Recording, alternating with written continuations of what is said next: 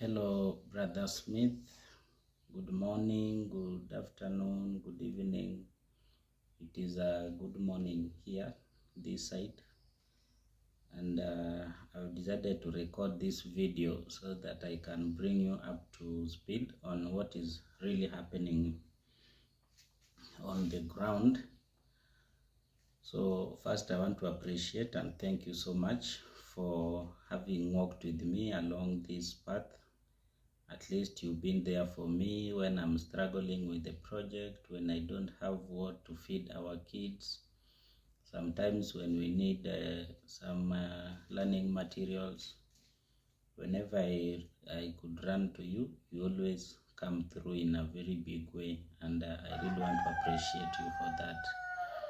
And as I made it known to you earlier, that initially when I started this school in 2023, the idea was to provide full sponsorship to children, especially those from vulnerable families.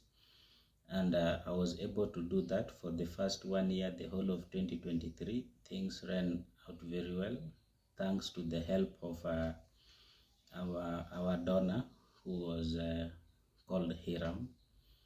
Now, when we lost Hiram and his support entirely, the project started to tumble. We started facing very many challenges. Paying teacher salaries became a problem, and I remember there's a day some teachers even came to my house. They carried everything just to go and pay themselves. They took my electronics in the house. They took my cooking stuff, the utensils, almost everything. But I still could not give up. I didn't blame them. I didn't take any legal action against them, because in as much as, yes, I had not paid them, and I also understood why I did or I was not able to pay them. Though for them, they didn't understand what I was going through at that particular time. So that's just one of the challenges that I've been going through. Sometimes you go hungry just to sacrifice and make sure that at least the school is able to run. But now I've been thinking, since I cannot just rely on you alone. As we speak now, I don't have any support. I've tried to reach out to local businesses. I've tried to reach out to other friends outside Africa, but there's always been a general response that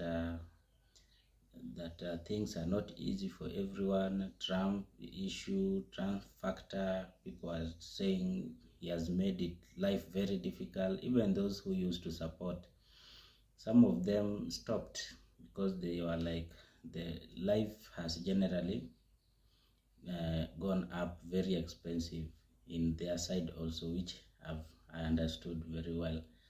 Now I've been thinking of, currently we have 200 children learning with us, and just to imagine that I'm going to this or get the school closed, it really breaks me, because most of those kids, I understand their family backgrounds. Actually, some I took them from just roaming along the street. Yes, they have families, but they were not going to school. So I approached the parents, I talked to them, I told them, you bring your children to school, we shall be able to support them.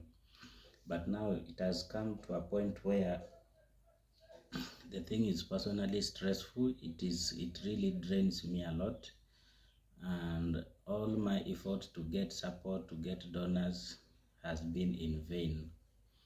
And as we speak now, you are the only one, you are the only friend who is still standing with me, and that's why I usually appreciate very much whenever you come through to support. So I've been thinking of not really giving up, I don't know which term I can use to describe this, but something tells me I should just let the school go. We start in the smallest way possible, because I still have the non-profit organization. That one is there. So maybe we can consider supporting children at in their respective schools. Maybe we send them to the nearby schools, then we continue supporting them from there. That is my idea. Other than having them in our own compound, which I have to pay lease, I pay around 1,000, yeah, something close to $1,000 for a whole year, and I pay teachers. In fact, I spend almost again something close to $1,000 just to pay teachers every month. So, and that whole money is not there. So I even try to introduce some small token that those kids should start paying, but it is becoming even more difficult because those parents, they literally survive. They have nothing. The best they can do is maybe to get something or a meal, to provide a meal, one meal a day to sustain their families. So I try to introduce maybe some small school fees that they be paying in order to sustain the program. But ideally, what I've seen on the ground, it is not working.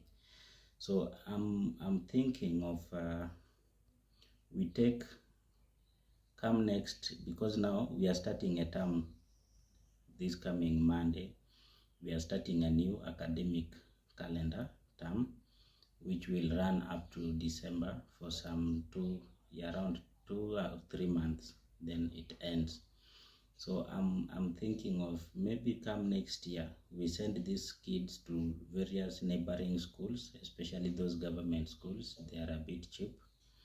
We take them to the government schools, and we'll be providing the basics like uniform, school uniform. We can buy them learning materials, but when they are in those respective schools, whereby we are not going to pay rent or the lease, we shall not be paying teachers. So ours is just to take care of the children.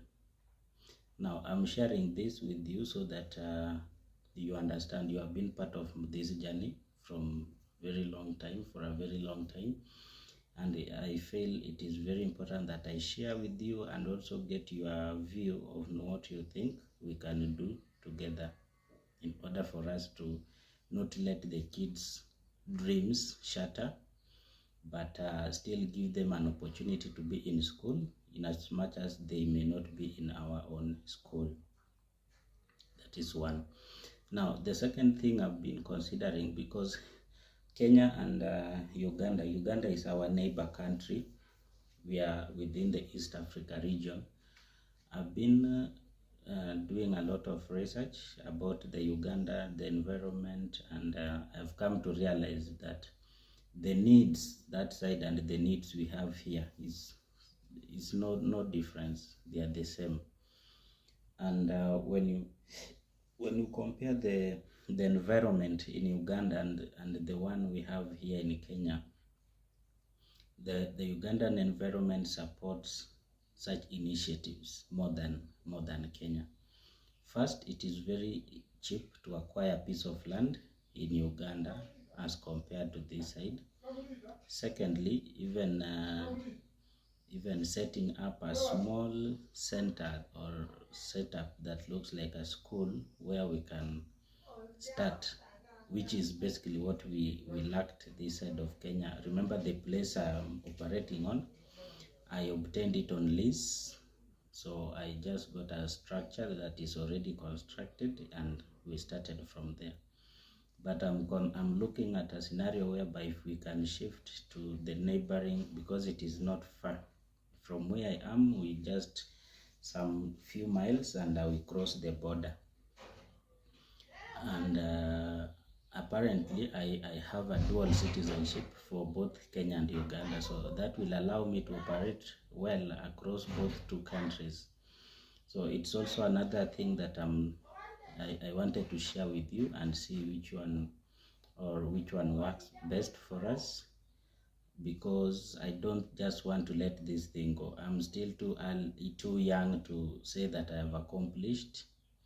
The mission is still there, and it burns inside me, and it pains me a lot to imagine that we can just let this go. So I still don't think it's a good idea to let it go, but rather we can come up with some alternative ways of maneuvering through until that time when everything shall be okay, or rather when God will have provided us with funding, some strong donors, so that we can build a more sustainable project that can sustain itself by generating income for itself. So I wanted to just share with you those two ideas. One is that if we can close up the school and then we send those kids to the nearby government schools so that they can be taking their classes from there, and we support them materially. We pay their small fee that the government schools charge. And the second one was about relocating to Uganda so that we can start our small establishment there. I've done some research, and a small sizable piece of land in Uganda, you can acquire it for as low as at around around 2,000. Yeah, even as low as 2,000 US dollars can acquire you a very big piece of land. So those are things that we hope and pray for in future. If God opens doors, we can be able to do them. But even before we get to that, I think there are these minor ones that we can do. If we all agree that maybe relocating to Uganda is also an option that we can go for, then I can start registering our NGO, the other side, the non-profit. I can go and get it registered in Uganda, because I like doing things legal way. So I first go and get it registered, and then I think we can also try the new environment and see how things can take us. So this is kind of a long video, but please, when you get time, when you have some free time, when you are off work, or maybe you are chilling somewhere, take your time and try to listen to it. Then I'll be looking forward for your response. Thank you.